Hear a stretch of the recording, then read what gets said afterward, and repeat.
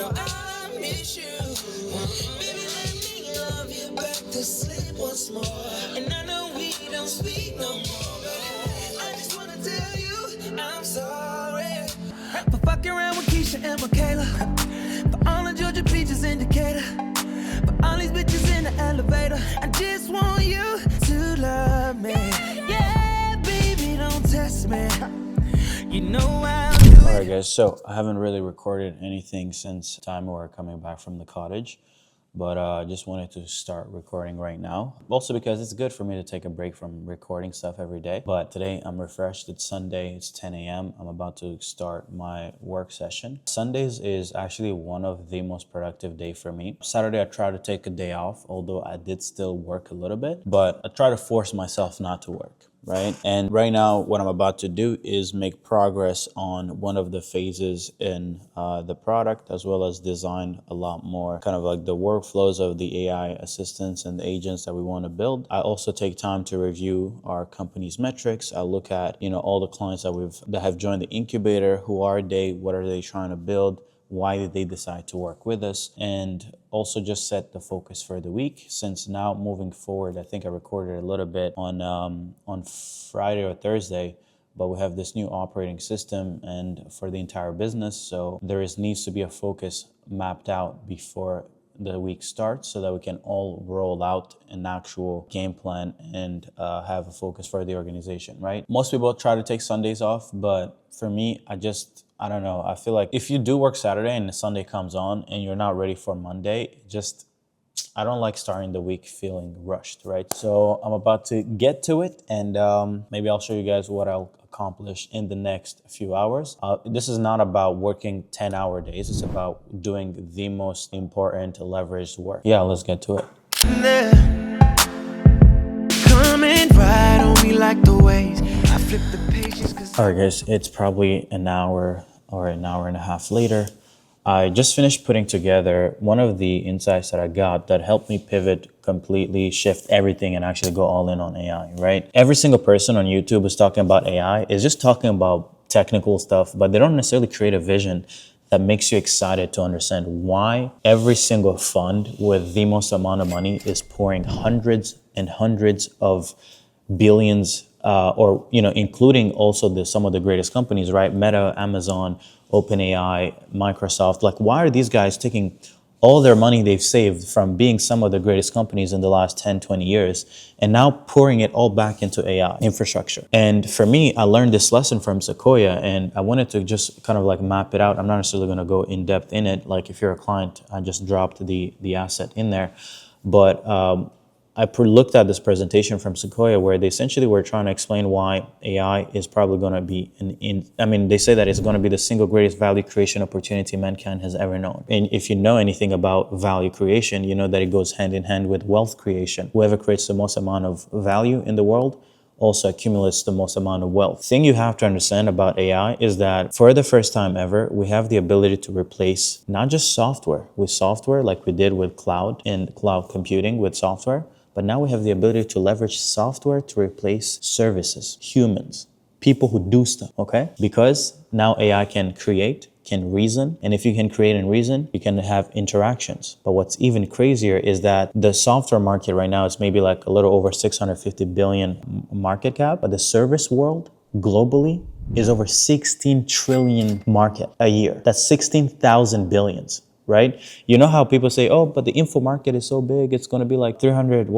billion? The education space? I'm like, yeah, but there is 16,000 billions out there in all the different verticals and niches where AI could potentially revolutionize. So for me, I want clients to understand this lesson on a deeper level so that if they actually realize how crazy the opportunity is, then they can actually go build companies with this depth instead of going to build companies because some guy on YouTube said, you can make a lot of money from selling AI automation. That is one of the dumbest. If you start a business because you just were sold on the fact that you can create a bot that can talk, you're technically not even going to build a great company because all you know is how to create bots. You can't think strategically. And that's why for me, I mean, you guys see it too. Like, I just yap for a living. I never go technical because at the end of the day, the guys who are making the most amount of money are not the people who are in the trenches cooking up bots. It's the people who are creating the vision, right? But anyway, I'm gonna go cook. But I'm gonna make a video specifically on that, guys, because I think it's so important, because a lot of people will fail from not having depth and, you know, actual insights into what they're doing bigger than just how to make automations on N8N or how to build on make.com or a bunch of these apps. Okay, so anyway, that's it. Bye-bye.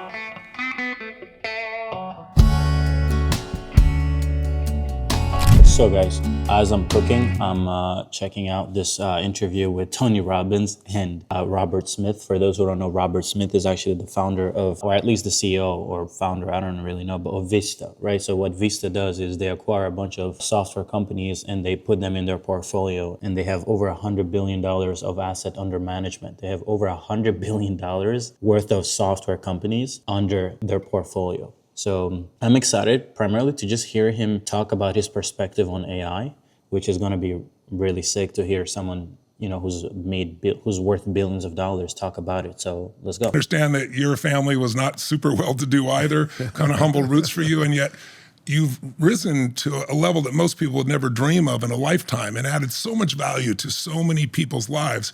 Tell us a little bit, if you would, just about your origin story, how this all started, if you don't mind. Yeah, and thank you for saying that. I mean, we all, I think, in many cases, come back to, you know, what our household was like when we grew up. I was fortunate in that I grew up in a household of two school teachers, elementary school teachers, both of which were really inclined to think about how they could change the condition of their community at large. And they knew education was a fundamental part of that work.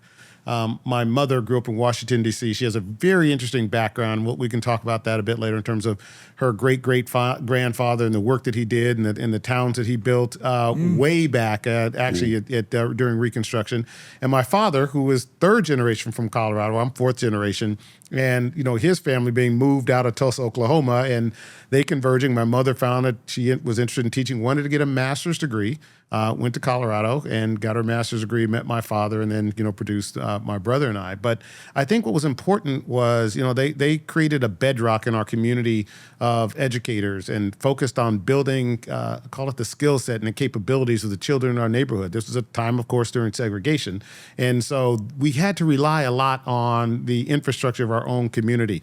If you wanted to learn carpentry, you went down the street to learn it from, you know, Mr. Robinson. If you wanted to learn piano, you went and got piano lessons from Mrs. Buckner. So it's a very rich community where people looked out for each other, fundamentally education and community. And those are the things that kind of, you know, create the bedrock of who you are. And from that, you know, a curious mind hopefully leads to, you know, interesting ventures. And I had the great opportunity I went to a public high school, same high school my father went to. And I had a teacher there they brought computers in for the first time. So, you know, introducing this new technology. What year would that have been? So that was 1980. Wow, okay, great. And, you know, I'm taking this computer class. I said, wow, this is really interesting. I asked the teacher, I said, well, hey, how does this thing actually work? And he said, well, it's run by this thing called a transistor. And I said, well, who invented that? And he said, well, these people at this place called Bell Laboratories. And I said, I wonder if there's a Bell Laboratories in Colorado. So Just let me ride. I'ma fuck you back to sleep, girl. Hold on tight to me, girl. Ride.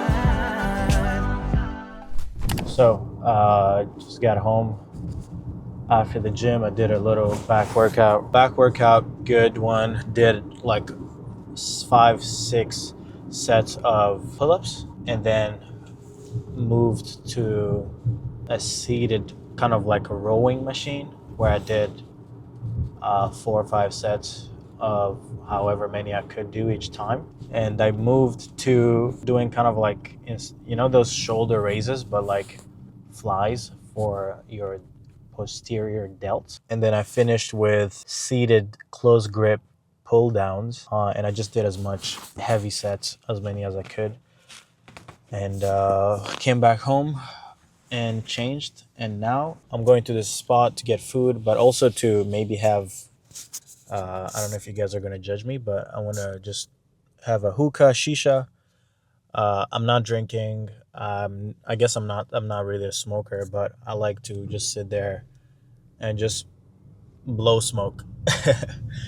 And I heard it's really bad for you, but it is what it is. You live and you learn, and you're going to die someday, even if you do learn your lesson, right? But yeah, I just want to finish the day outside of my home. To be honest, it's Sunday night.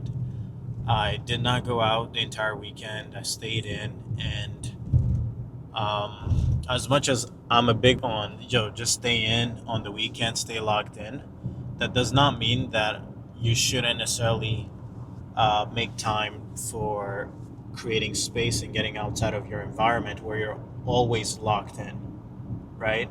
Because if you're always locked in, you're going to, it actually becomes unproductive because you don't get creative, you don't get inspired. So that's what I'm about to do, and I guess I'm going to bring you guys to the place we're going. I'm going with my friend and another friend, all from high school. I know a lot of you guys like to ask me, or at least I did a podcast the other day, and they were asking me like, hey, how do you make friends? And I told them, I kind of don't. Like, I don't go around, I don't wake up saying, oh, you know what, I need more friends. Let me go talk to people, let me network. And, because at this point, everybody who wants to be a friend is wanting to be a friend as a cheat code. They're not really wanting to be a friend because they fuck with me. They're almost like the same way that a girl would find me attractive that maybe didn't find me attractive when I was broke. It's kind of like the same thing. Like, a lot of men will literally just want to dick ride and just ride the wave and just ride the motion. And for me, I'm like, I don't really want to be friends with you if we wouldn't fuck with each other if I wasn't in the position that I'm in. So most of my friends are all high school friends and clients, right? Clients that we end up clicking, and ambition is the same, we're cooking the same, but we also have the same balanced lifestyle, which is we're gonna cook, but we're also gonna try to live it up. So those are the only two sources of friends: high school and a little bit of college. But I dropped out of college. College is a little different. You don't really get to create the kind of bond you build in high school. So majority of my friends are all from high school, and my new friends are all business friends. They're all people who are cooking, building, and wanting to change lives. So yeah, anyway, let's go. And rock it back. Baby, just stay comfortable. I want you as you are. Baby, just let. When you're crawling in the bed with the guys over, instead of spending Saturday.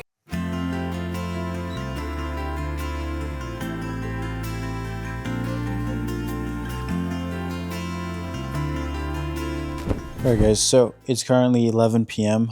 I just finished working on giving feedback and just stress testing the app that we've been working on. So I told you guys that we've been working on this AI attention gen kind of like platform / agent, because we've realized that one of the biggest bottleneck in business today is the ability to acquire attention and to democratize that skill, because content creators have literally they have a chokehold on attention gen, and I feel like they are great at generating attention, but they don't have anything valuable to attach to that attention. So what we're trying to do, instead of helping content creators build businesses, we're trying to give the skill to people who are actually solving real problems in business, right? So we've built this platform. I'm going to be making a video completely separate about it, but maybe I can explain to you guys what I was kind of like doing. I had to establish kind of like the frameworks around how we're going about sourcing it, the quality of the assets that we're pulling. The idea is what goes viral already exists. Most people who are actually creating content where they're able to generate a lot of attention for free are just copying what has been proven before. So what we're trying to do is, can we leverage that and then have someone be able to create,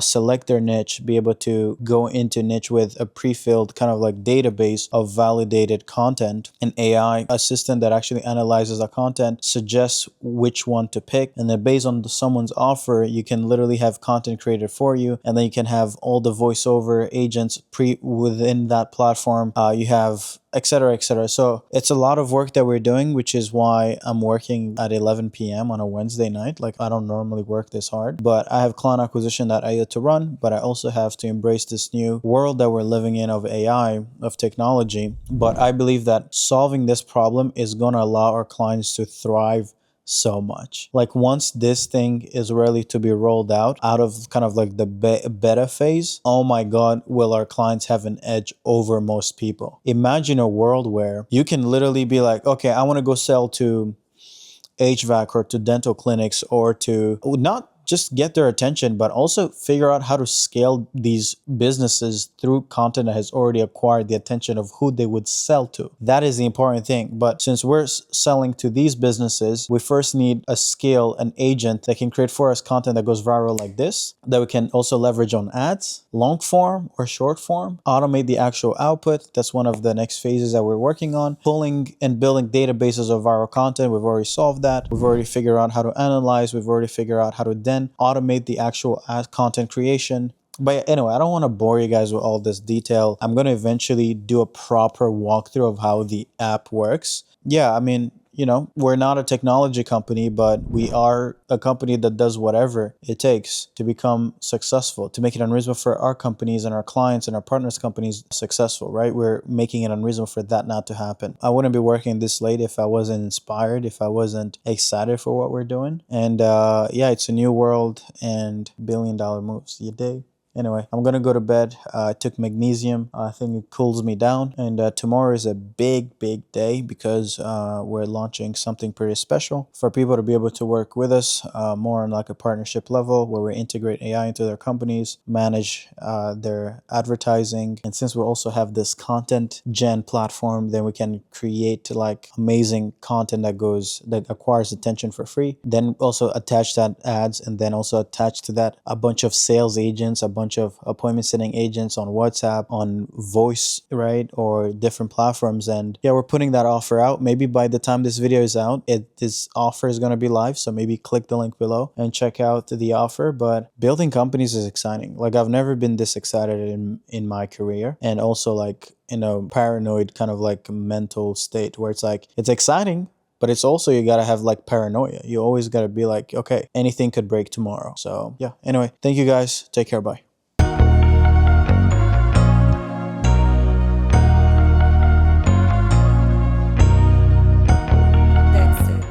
We just arrived at Porsche to pick up my car. It's been here for like an entire week. Yeah, we're gonna also get to see what kind of cars they have, because they got some pretty cool stuff. Let's go see, and also pay the fucking invoice. It's gonna be painful. All right, let's go. Somebody tell them to stop. These niggas making up ops. For the money, she making it pop.